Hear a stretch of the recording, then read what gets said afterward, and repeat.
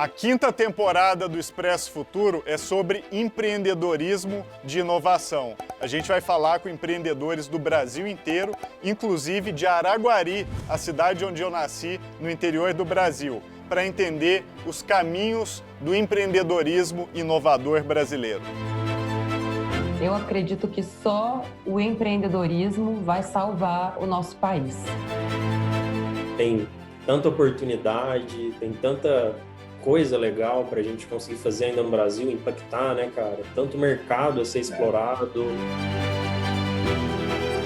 Eu não acredito que a pessoa estuda, aprende para ficar para ela. Assim, não é possível que alguém pense desse jeito, sabe? Se pensar, vamos rever tudo isso. Até porque eu acredito que quando a gente joga para o mundo, as coisas se resolvem mais rápido.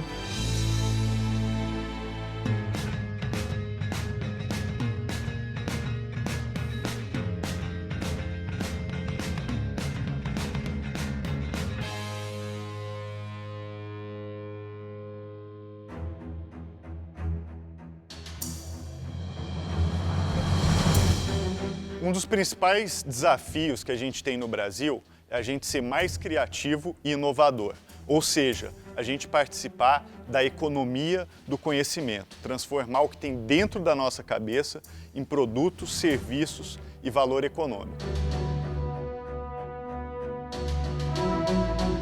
Depois de ter gravado o Expresso Futuro na China, nos Estados Unidos, em todo lugar pelo mundo, eu estou de volta a Araguari, que é a cidade onde eu nasci, é uma pequena cidade do interior de Minas Gerais, no Triângulo Mineiro, e Araguari tem uma característica muito interessante. Tem muita gente que nasceu e cresceu aqui, que também participa da economia do conhecimento e da inovação.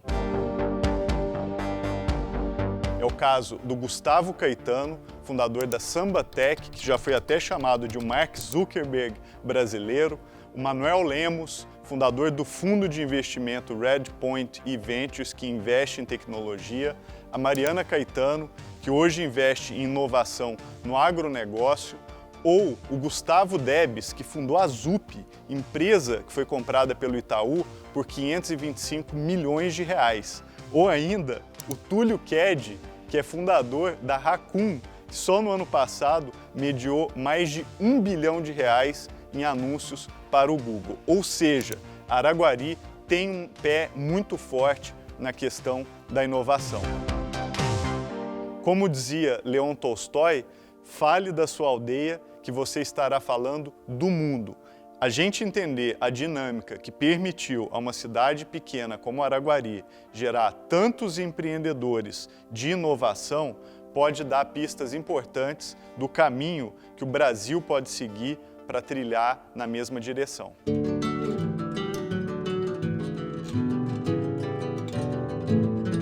Gustavo, você é uma inspiração para muitos empreendedores e empreendedoras no Brasil. Como é que você se tornou um dos influenciadores de empreendedorismo mais conhecidos do Brasil, Gustavo? A minha história começa em Araguari, né, na nossa terra natal. Eu saio de Araguari para estudar marketing no Rio de Janeiro. Eu acabei ali, num determinado momento, eu comprei um celular colorido e tentei baixar joguinho para celular numa época que não tinha ainda jogos disponíveis, né, para os aparelhos aqui no Brasil, né? E eu falei, poxa, vou ver quem faz isso fora do Brasil.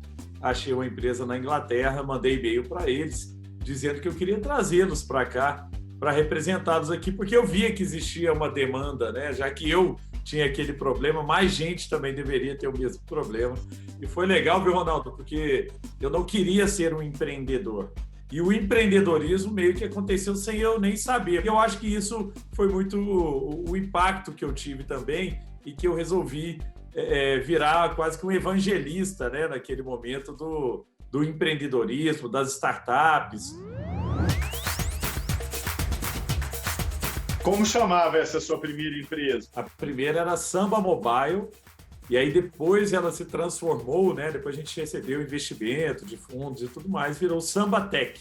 E você sabe, ó, trazendo um caso interessante aqui, eu lembro de um mentor no Rio de Janeiro, que foi fundador de uma empresa bem conceituada, que na hora que eu mostrei o meu cartão para ele, estava escrito, né, Samba Mobile, ele falou lixo, e jogou assim e falou: samba significa prostituição, bagunça, não sei o quê. O cara acabou comigo, assim, de cara, né? Então, a primeira coisa, eu trocaria o nome dessa empresa, né? Eu criaria um nome mais internacional e era exatamente o oposto que eu queria. Eu queria um nome bem brasileiro.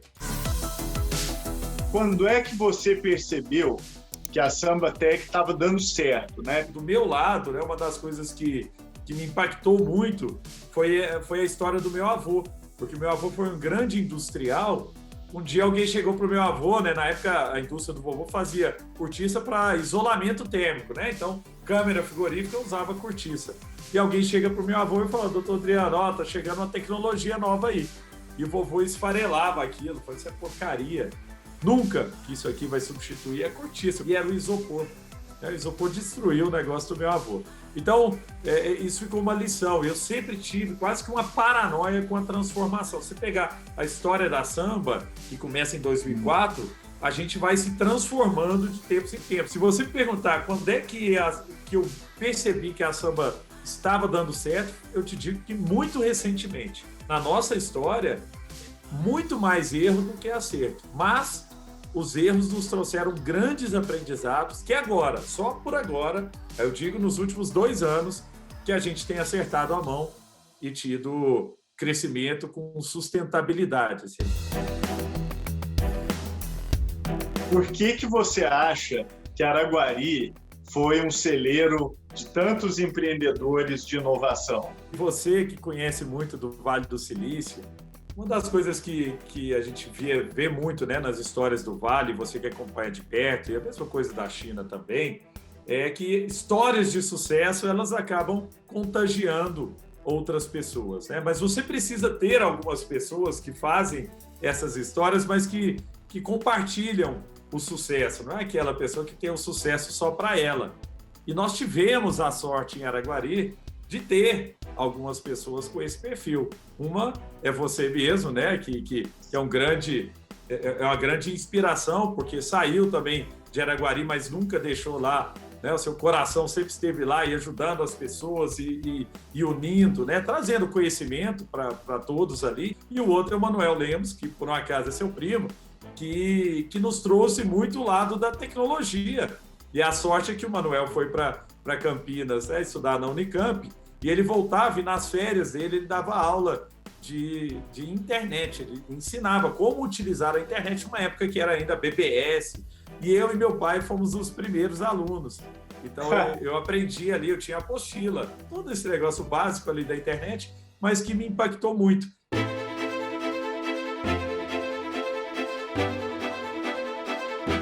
Em 1896, Araguari recebeu os trilhos da Estrada de Ferro de Mogiana, que ligava São Paulo a Minas e Goiás.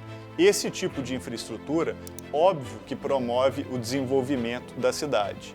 Daí, em 1908, chegou a primeira linha de telefone e em 1910, o primeiro cinema. E óbvio que conectividade e cultura também promovem um movimento de inovação. Em 1926, Araguari recebeu o Colégio Regina Passes, que inclusive, com a Segunda Guerra Mundial, teve um influxo muito grande de professores holandeses que vieram aqui estabelecer uma base educacional muito sólida. Além disso, em 1952, Araguari teve uma das primeiras empresas de telefonia privadas do país. Só lembrando, as privatizações só foram acontecer a partir da década de 90, então a cidade foi muito pioneira nisso. Aliás, essa aqui é a casa dos meus avós, que foi construída em 1942. Eu acho que Araguari teve, na época que a gente estava ali, né, estudando, tinha muito boas escolas, eu acho que isso fez diferença. Né? Eu estudei em escola estadual a maior parte do tempo, eram escolas muito boas. Em alguns momentos da minha adolescência, até infância, eu fui inspirado assim, por empreendedores ali da cidade. Né? Um caso que eu lembro muito legal é um imigrante italiano, que é o Sr. Hermínio Carraro, ele tinha uma loja de eletrodomésticos lá em Araguari, mas ele era um maker, ele era um cara que inventava coisas, era um professor pardal, assim, genial. Eu sempre ia lá para aprender coisas com ele, eu tinha acesso a essas pessoas. Então, eu acho que existia isso também. E eu acho que a gente tinha um grupo de amigos, assim, que acho que não tinha internet, né? A gente não conseguia ficar ainda tanto tempo na rede ali, que a gente acabava, para achar maneiras de se divertir, a gente acabava explorando e, vamos falar assim, estimulando muito a nossa criatividade. Então, eu acho que essa mistura de acesso a exemplos e a possibilidade de a gente criar uma comunidade muito cedo ali para isso acabou permitindo esse tipo de coisa. Mas eu não sei qual é a fórmula mágica, né? Eu gostaria de escutar de você, o que você acha? O que permite com que as pessoas participem de fato da economia do conhecimento são 3 fatores: infraestrutura, conectividade e educação.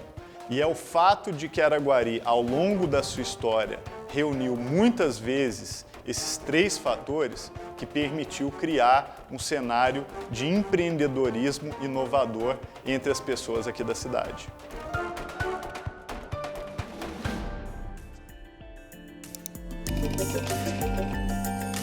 Me conta um pouquinho o que faz a Raccoon. Nós somos uma agência de marketing digital, então basicamente tudo que você vê de anúncios no digital, a gente consegue fazer, assim. Eu li uma matéria falando que no ano de 2020 a Raccoon intermediou R$1 bilhão em anúncios só no Google. É verdade? Isso é fake news? É isso mesmo, cara. A gente teve esse valor aí e a nossa expectativa é ser ainda mais alta esse ano. E hoje a Raccoon é com certeza uma das maiores, se não a maior, ali somando Google e Facebook, de investimento de mídia e tal, com certeza a gente é um dos maiores. Você está em contato com outros empreendedores de Araguari e mais do que isso, você acha que seu período estudando, vivendo na cidade, teve ali um papel aqui no lugar que você chegou? Absurdo, assim. Araguari é realmente o motivo pelo qual eu estou aqui em todos os sentidos, assim. Em Araguari, assim, eu tive acesso a escolas muito melhores, assim, me ajudaram absurdamente a conseguir melhorar a minha qualificação para conseguir passar nessas provas e entrar no vestibular difícil como é o da USP, etc. Então, acho que é o principal responsável e a outra parte, até a parte mais soft do negócio de inspiração, de quem que é as pessoas que a gente está conectado, tem um monte de gente que a gente fala até hoje aí que faz parte de todo esse ecossistema para montar a nossa cabeça para querer mexer com tecnologia e tudo mais. Mas acho que também fica de mensagem para os araguarinos que com certeza vão prestigiar aí, que nós estamos sempre abertos para conversar. Direto aparece alguém no Instagram, ô, sou de Araguari, queria falar, não sei, vamos falar, vamos conversar. A gente é super aberto para apoiar quem estiver precisando aí, quiser bater papo. Sempre que a gente puder fomentar, seja com ajuda mais prática ou para servir de inspiração aí para o pessoal, vão sempre poder contar com a gente, com certeza.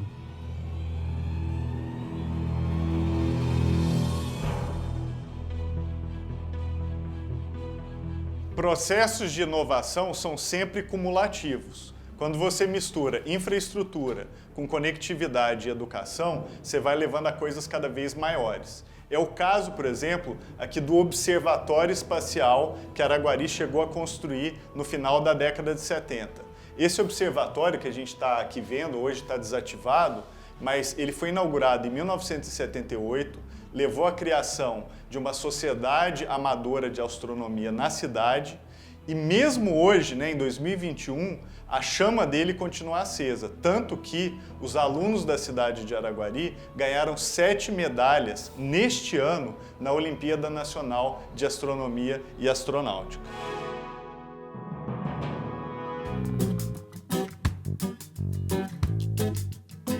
Araguari tem uma história curiosa. É uma das primeiras cidades do Brasil a ter o seu plano urbano projetado. Isso foi feito em 1898 pelo engenheiro ferroviário Aquiles Vidulik. E ele pensou a cidade com avenidas largas, ruas que entrecruzam essas avenidas, muitas praças e também áreas verdes e sustentabilidade. É interessante porque esse aqui é o Bosque John Kennedy, que foi pensado em 1899 e é uma das principais reservas florestais urbanas do Brasil. por que a gente perdeu esses conceitos como sustentabilidade e habitabilidade no planejamento das cidades brasileiras. E olha, não dá para ter dúvidas. Uma cidade mais habitável e mais sustentável também sempre vai ser mais inovadora.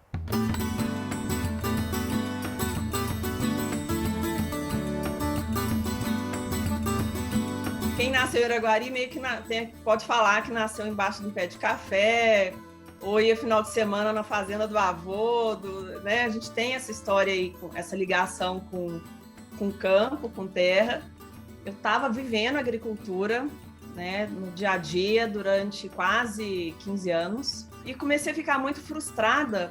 A tecnologia estava chegando, mas a gente não conseguia ver muita coisa avançar ainda.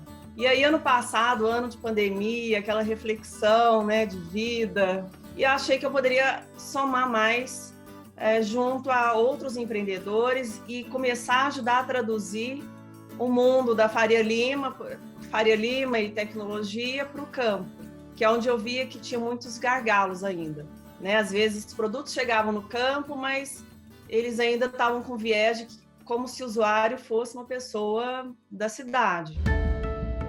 Mariana, uma pergunta para você também sobre a questão da sustentabilidade, né? Eu acho que a gente tem que caminhar no sentido de, até usando a tecnologia, encontrar um caminho para fazer uma produção que seja ela mesma sustentável. A questão toda é que a gente está numa fase de construção dessa nova agricultura. O produtor familiar ele já consegue fazer essa integração, né, dessa agricultura mais regenerativa, mas para o médio e para o produtor maior é mais complexo, porque você tem que criar a infraestrutura. Mas eu acho que é possível, existem exemplos. Hoje existem maneiras também, a gente vê o crédito mais barato para quem está investindo nesse tipo de infraestrutura. Então, o produtor, às vezes, ele quer fazer uma agricultura regenerativa numa área que ele não aproveitava. Ele consegue pegar um dinheiro com juro mais baixo, desde que ele conduza esse projeto. Então, a gente tem algumas iniciativas bem interessantes.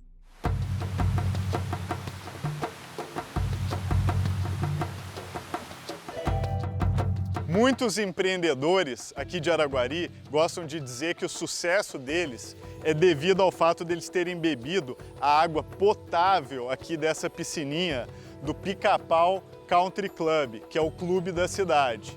Segundo eles, se você beber essa água aqui, a sua startup vai ser um sucesso extraordinário.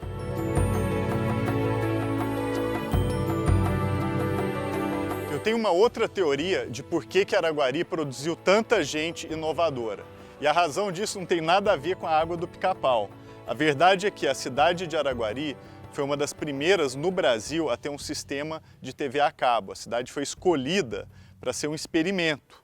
Já no final dos anos 80, a cidade inteira foi cabeada e uma cidade que tinha, naquela época, só 2 canais de televisão, a Globo e a Bandeirantes, de repente se conectou ao mundo, sendo capaz de assistir MTV, BBC, CNN e vários outros canais. E lembrando que naquele momento a TV a cabo era a forma mais sofisticada de receber informação. Então a cidade se conectou ao mundo. Isso teve um impacto profundo na minha vida e na vida de todo mundo que morava aqui, porque afinal de contas, informação transforma vidas. E aliás, essa aqui é a casa que eu morei boa parte da minha infância.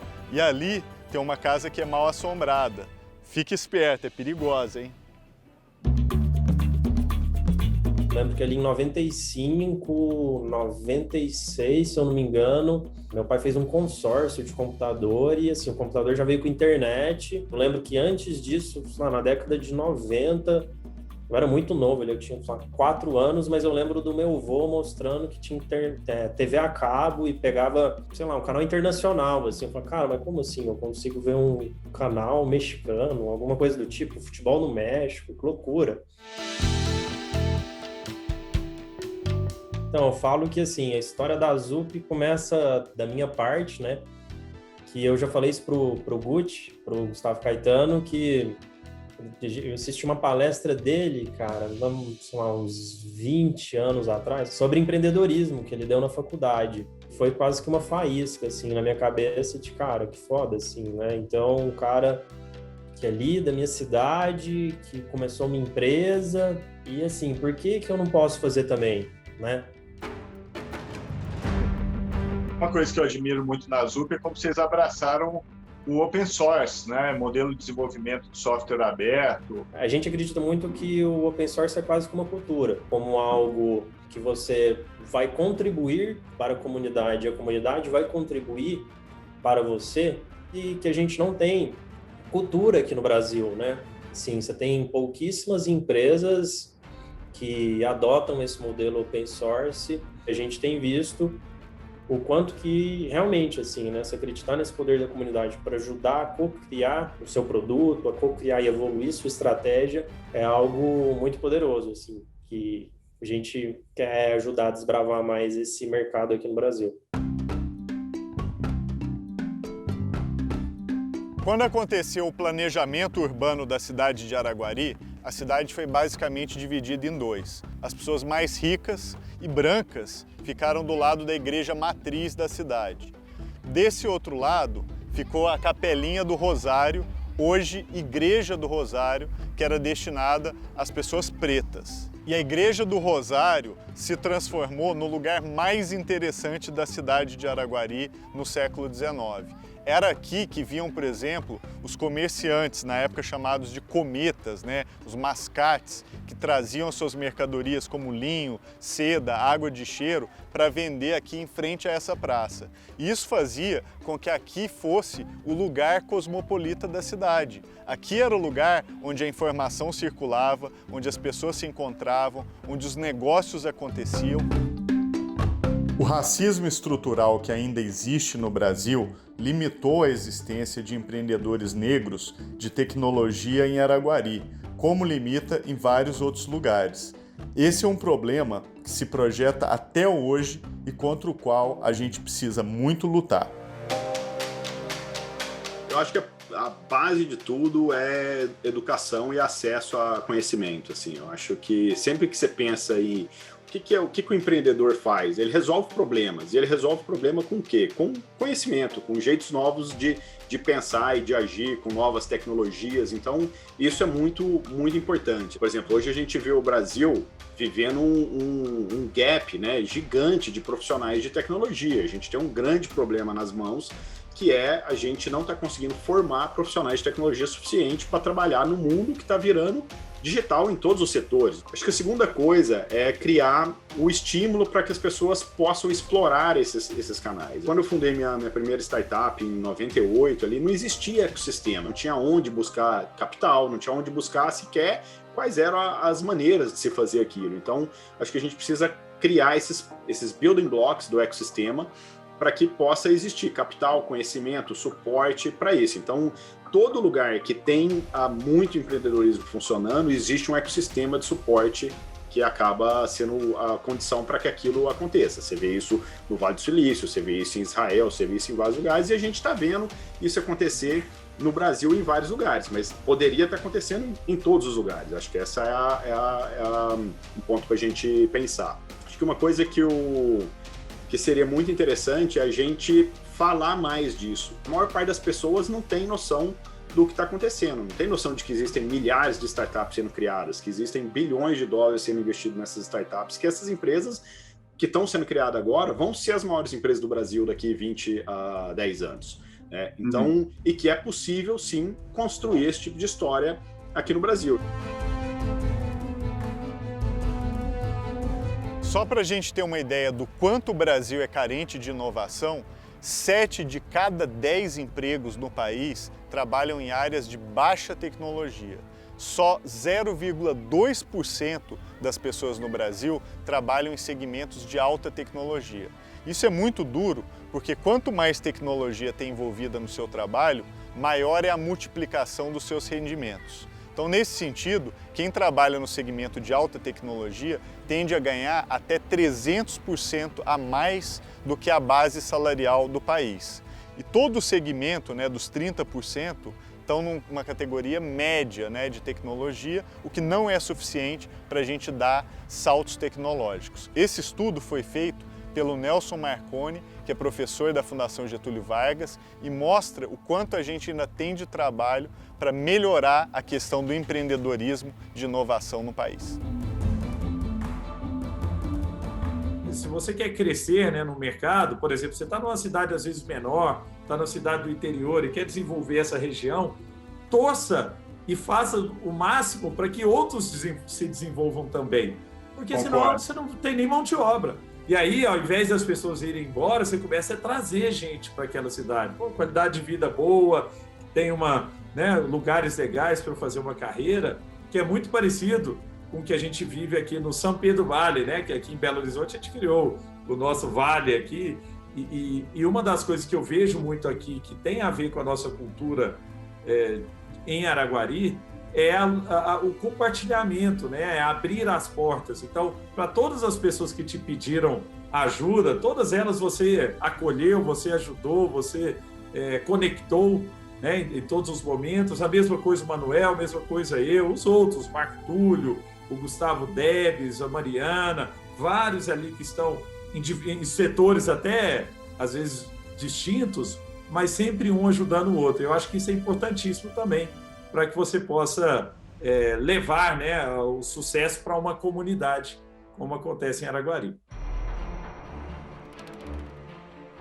Nessa quinta temporada do Expresso Futuro, a gente conversa com empreendedores que estão conseguindo inovar mesmo em tempos tão difíceis. E pode ter certeza que a tríade que a gente viu aqui em Araguari, de infraestrutura, conectividade e educação, é a base de muito do trabalho deles. O que eu gostaria de ver é que todas as outras cidades do Brasil tivessem essas mesmas condições de permitir que as pessoas participassem da economia do conhecimento. E pode ter certeza também, o trem que passava aqui nessa estação e não passa mais, eu quero que ele passe na forma de um expresso futuro capaz de levar inovação para todo o Brasil.